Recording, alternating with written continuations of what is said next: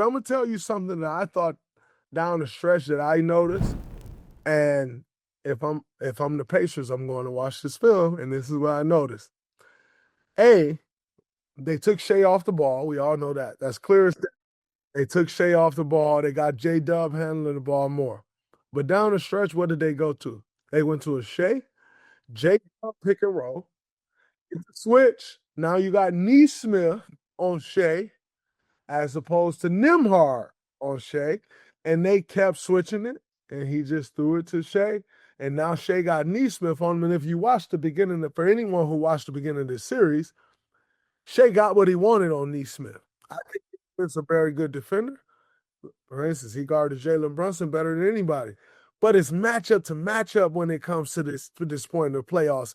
The guy who guards one guy the best may not be the same guy to guard that guy the best in the next series. And so what we've seen is Nembhard is the guy to guard Shea in this series. And every possession down the stretch, they went to the 1-2 pick and roll, get the switch. Shea got Nesmith on him now, and Shea goes to work and gets to all the buckets that he was getting to.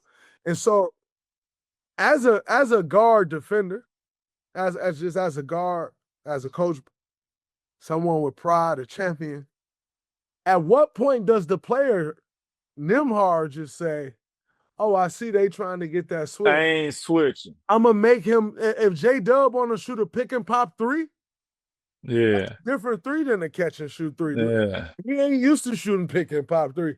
Like, at what point do we expect the player to be like, "Yeah, I'm not switching. I'm getting through this. It is what it is." Because I think down the stretch, that's what cost them the game. And you know what's crazy? And we go back to little stuff.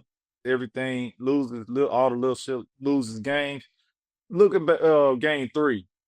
Go look at their defensive possession. They wasn't switching nothing. Game 3, they didn't switch nothing. They got through everything, and they got beat at times because of that. Yep. They was able to get. That's why it was such a high scoring first half, because they were staying with their matchup, getting through everything. Turner was in that short little drop. I call it short drop. He right there on that short drop, and he trying to stun a little bit, get back in front. If you a little bit late, that's when they was turning that corner and they was reading it. But they stuck with it. Game 3. Yeah. Because it kept the pace going. It kept OKC down here. Make a miss, we out anyway. So the game is going to be back and forth. But tonight, they was in a lot of switches when they went in switches game 3. Exactly. And I think OKC took full advantage of that. Like, so now when I'm going ahead in this series, I'm saying no matter how much we get hurt, and not only am I saying that, but also I'm matching Nembhard's minutes with Shea. The only time you get a break is when he come off the floor. And the rest of the game, you getting through every screen, you're fighting through everything. We get into them because, again, to your point, Mo, even if Shea turned the corner and he got a little advantage, but Nembhard is fighting through it, if he don't have a crazy advantage, he gonna stop. Because exactly. Get it at his pace. You know, he want to get it at. And at his pace, Nembhard has shown that he can guard him at his pace. He confident. He know him. Absolutely. They play on the Canadian national team. You know they playing ones when they in camp. He know him. All these things. And Shea respect him. Absolutely. He's not going at him. That's the problem. Shea got too much respect for him. Yes. Yeah. So as a scorer, say Nembhard don't, because I don't do this. This ain't my career. This is your career. Nembhard don't switch it. What happens next? If you Shea, you've been in that position. He got to get downhill. He got to get downhill, and he got to get it advantage every single time. And he got to be ready to step, because at some point he got to fight through it. That may be over and under. If he under, you got to have that trigger ready. If you knock a couple screens down when you got space, shots down behind the screen when you got space, now he getting over the top every time and they ain't switching. Now you got him on your hip. Now you got an advantage. Now you getting to the line more.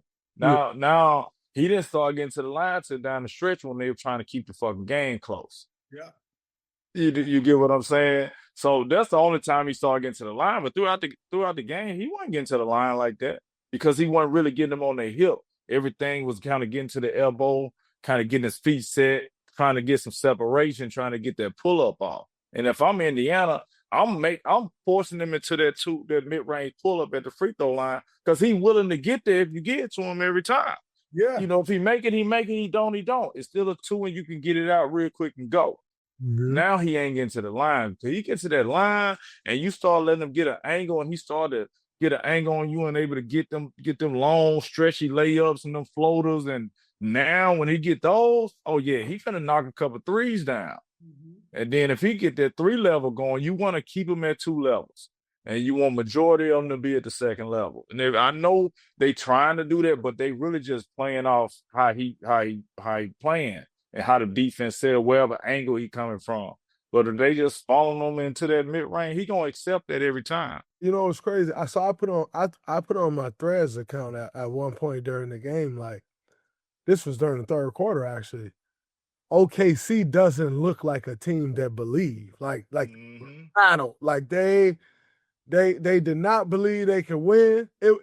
When I was watching, what it looked like to me was you watching a boxing match. We watching whoever you call it, Bud Crawford versus why am I drawing a blank right now? Versus Earl Spence. Mm-hmm. When I went to that fight, and I was there live in person, when they went into that fight in the first couple rounds, or the first round, it looked like Bud trying to figure it out, didn't really know what to expect. And obviously we know Earl got crazy power. Like Earl has lived on, like his power is crazy. And you could see that in the fight. And then all of a sudden, Earl caught Bud with his best shot. Mm-hmm. And Bud was like this. And from that point on, Bud pressed forward because he knew you already caught me with the best shot you can catch me with. And it didn't even daze me. It didn't stun me. So for the rest of the fight, I can just press forward because even if you catch me with your best shot again, I can just walk through it. It ain't gonna fall back. Yeah. And for the first 3 quarters of that matchup, OKC looked like that, where Indiana's just kind of doing whatever they wanted to do when they wanted. It's the pace, Dre. It's the pace. I'm telling you, Indiana have an unbelievable pace. OKC was trying to play at that same pace. They can't play that like that because it doesn't benefit Shai. He needs to play at his pace. It ain't slow, it ain't fast. It's his pace. He need to have a flow more than a pace. It just need to have a flow so he can get in his spots, slow it down, and get to his elbows. But Indiana get that bitch out so quick, and they're gone getting it up the court now. The other thing, OKC, they in a lot of ISO situation. Now, Indiana, you watch Indiana, they got a lot of action. There's a lot of movement. They're creating a lot of movement. OKC defense is really good when Indiana gets stagnant and they able to load up. They able to get in them gaps. They ain't able to get in them gaps when they got all that movement and getting the ball up fast. But what happened was late in the 4th quarter, when every basketball game in America slow down, it benefits Shai. Now it goes into that guy, and that's when that guy came to work. So long as Indiana can keep that pace up, they had the advantage. But when the game slow down, they in trouble. Absolutely. By the way, I'm in Cabo, so for y'all that's like, yo, he's sweating or he looked crazy. The sun is crazy. And I am sweating. I've been watching the games outside, having me a couple of drinks. You talk about it, you hot. Yeah. And outside, you need to be inside in the air conditioner, man. No, I watch the game outside, man, at the bar. You gotta watch the game over here at the bar. Mo, you gotta come check it out, man. You go down. I'm gonna come out there now. I'm gonna come out there, get some dates and see what's going on. Just telling you, come on down here, check it out. It's hot, but it's a good time, man. So I watched it at the bar, So when I come in here sweating, I heard some of y'all saying crazy things. last episode, like, yo, why is he sweating? So I'm telling y'all why I'm sweating. But I actually watched the game with PG.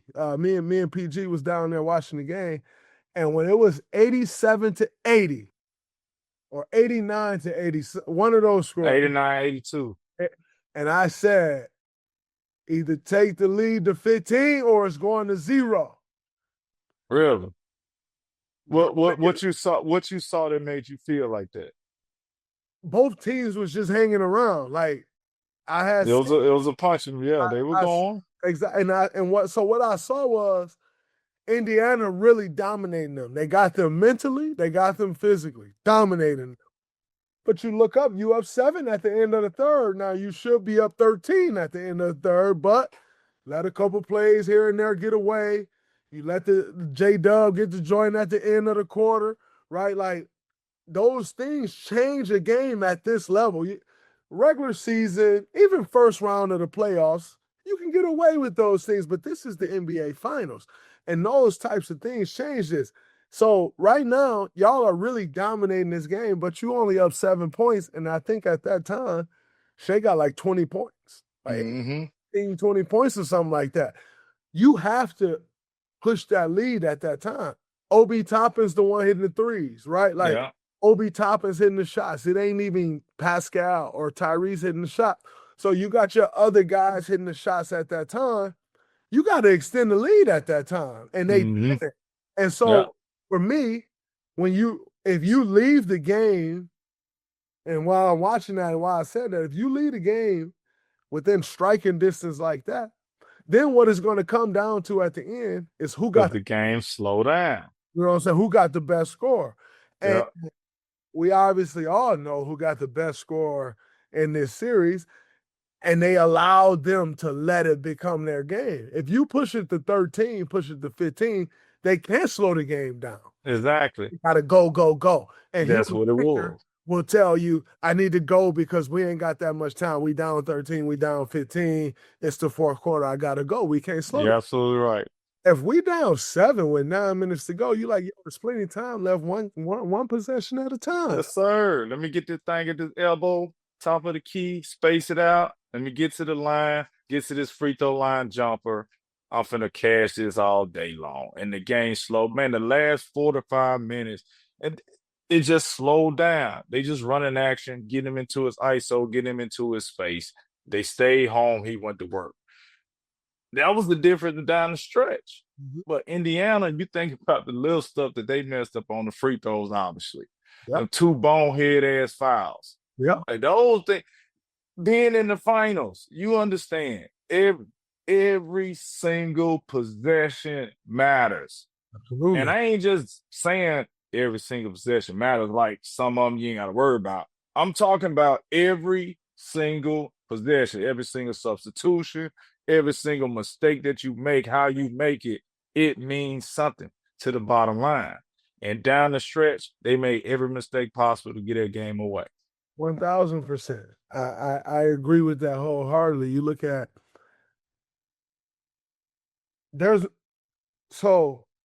I thought for majority of the game and majority of the series, to be honest, Rick Carlisle has outcoached Mark Dagnall. I think he Without a doubt. outcoached him, no questions asked. Like when you look at, there were certain points in that game where J-Dub come down, I think it was like 7.5 minutes left. And Chet lead the game limping. J-Dub comes down, and this actually started with J-Dub in the third quarter. 3 minutes to go in the third quarter, 3.5 minutes to go in the third quarter. You talking about that He one? take tough shots, right? Like, Yeah. come to the free throw line, get behind the back. Then that one. No, Ooh. but at that point, it was like a 10-point game, and they couldn't get good shots at that point. And that was a time where you saw Mark Dagnall needed to not take a timeout because it is what it is, but you need to call something. You know what I'm saying? Yeah. You don't have your best player on the floor. You need to call something. And they had like 3-4 possessions in a row. And that's where Indiana needed to put the game away. And they didn't capitalize. They did not put the game away. So in turn, it ended up like being bad shot for bad shot, bad shot for bad shot. And the leads just kind of stayed with And it. Nembhard missed a big shot too. Yes, he did. Yes, That was a huge shot. he That been was making a it. huge shot. Yep. He did. You know, and so I'm watching this, and it's inevitable what's about to happen.